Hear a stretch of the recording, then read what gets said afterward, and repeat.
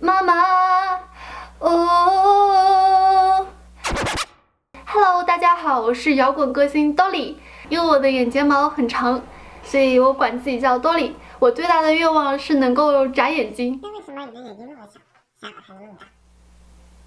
可是我觉得自己很可爱啊。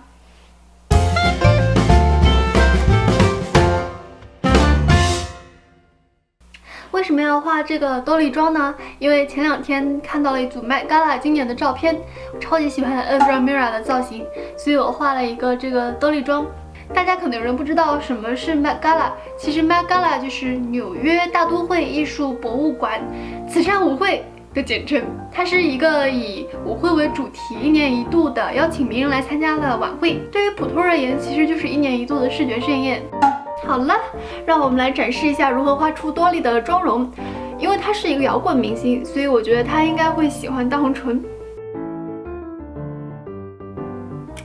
然后呢，用黑色的眼线笔画出多莉的眼线。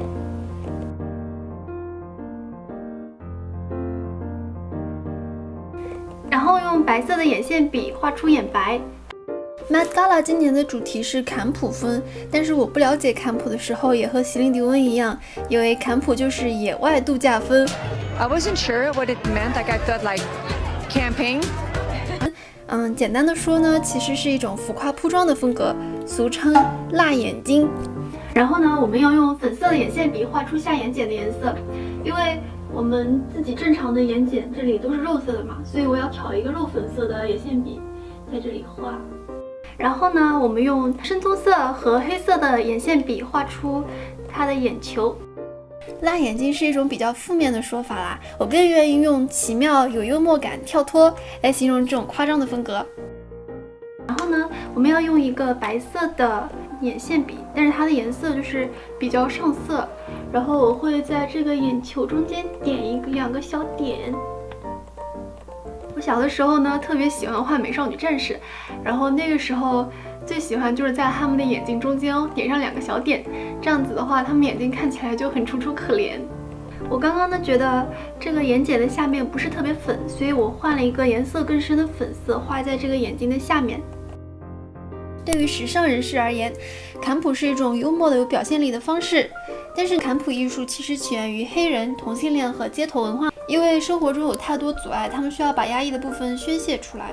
对于很多人而言，坎普其实是一种反抗的象征。这样子的粉色是不是看起来更明显一些？然后很重要的一点，创造出一个眼睛，一定要再给它贴双闪闪的眼睫毛。现在这个眼睫毛完全是往下走的，所以我们要用手把它轻轻的托起来。有没有感觉有点眼睛的样子，有点眼睛的形状？然后呢，一些眼睛上的一些小细节可以再注意一下，比如说眼头的提亮，因为我自己就是会用带点珠光色的白色眼线在眼头这个地方提亮，所以我画多莉的眼睛我也会用这种方法。所以我觉得 Met Gala 选坎普作为主题真的很棒，因为很多人在现实生活中都不知道坎普是什么东西。Met Gala 就通过时尚和大家分享了这些艺术的知识。然后用深棕色的眼线笔画一些多莉的下眼睫毛。对呀，狼多莉，好了。其实我现在觉得很多挑战我视觉神经，然后很让我吃惊的东西，并不一定是丑的，它很有可能是能够让我扩大视野的东西。因为美的标准不是只有一种嘛。我觉得我如果用一种宽容的心态去面对我不熟悉的东西，反而能收获更多哎。接着我们画另一只多莉的眼睛。